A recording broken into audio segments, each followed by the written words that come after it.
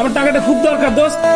কি করো সিফু? আমি ঋণগ্রস্ত। সকালে এসে 2 জন নক দেয়, কালে এসে 2 জন নক দেয়, বাসা থেকে বেরোতে পারছি না। যেটা হওয়ার সেটা তো হয়ে গেছে, এটা নিয়ে এখন এত চিন্তা করে কি লাভ বলো? তুমি কি পাগল রানু? আমি আমার মার 30 লাখ টাকা নষ্ট করছি, মানুষ আমার কাছে 15 লাখ টাকা পায়। বাটপার, বিশ্ব বাটপার। তুই কতক্ষণ বাসার মধ্যে থাকবি? আমি কিন্তু আজকে যাইতেছি না। দেখা হয়েছে? দাঁড়াও না, একটু দেখি। যাও। তুমি আগে যাও। আমি নিজেও তো ঝামেলার মধ্যে আছি, আর তুই ভালো করে জানোস যে আমি টাকাটা আমার শ্বশুর বাড়ি থেকে আনছি। আমি আমার মার চিকিৎসা করাতে পারতাছি না, ঘর ভাড়া দিতে পারতাছি না। ভাই তুই আমার টাকাটা দিয়ে দে তো ভাই, আমি তোর অনেক বিশ্বাস করছিলাম। ভয় লাগে আমার কারণে যদি তোমার কোনো ক্ষতি হয়। তুমি এত ভেবো না তো, তোমার জন্য আমি কি নিয়ে এসেছি। পায়েস, তোমার মধ্যে না একটা বউ বউ ফিল আছে। তুমি কিভাবে জানলে আমার খিদা লাগবে? মেয়েরা সব বুঝে। মায়া তো আমার চোখের সামনে দাঁড়াচ্ছে, আমি মায়া ডুবে থাকবো ডুবে আছি ঋণে। আচ্ছা তুমি সবসময় নিজেকে এরকম ছোট করে ভাবো কেন বলো তো? তো ভাববো না কেন বলো তো? তোকে রিক্সা ভাড়াটা পর্যন্ত নাই, অর্ধেক পথ বাসে আসছে, অর্ধেক পথ হেঁটে। আমার চেহারা দেখে বুঝতেছো না তুমি?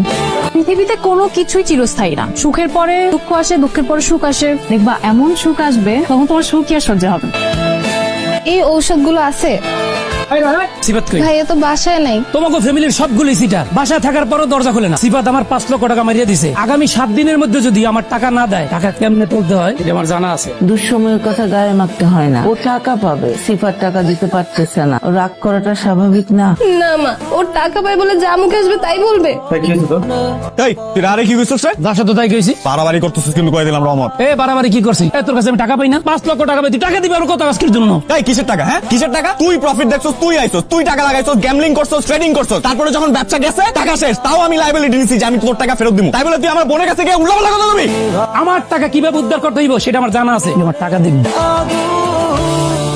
মন খারাপ? তুমি না আমাকে একদম ভালোই বাসো না। তুমি যদি আমাকে ভালোবাসতে তাহলে তোমার মনের সব কথা আমাকে বলতে, এরকম আকাশের দিকে উদাস হয়ে চেয়ে থাকতে।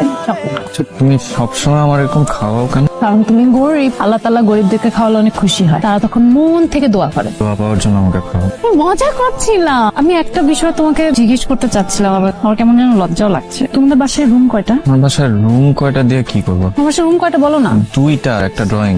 বাসা ভাড়া দিতে পারো ঠিক মতো? আবার পেনশনের টাকা পায়, কাটাকাটি হয়ে যায় আর কি। 3 বেলা খাওয়া দাওয়া? কি জানতে চাইতেছ? 3 বেলা খেতে পারো কিনা? পারি। তাহলে তুমি আমাকে বিয়ে করে ফেলো। মানে আমরা বিয়ে করবো, কাজী 1000, কাবিন 1000, তারপরে রেজিস্ট্রি ফি, মিষ্টি, বিরিয়ানি, রিক্সা ভাড়া, সাক্ষী সবকিছু মিলে ধরো 5-7 হাজার টাকার মধ্যে হয়ে যাবে।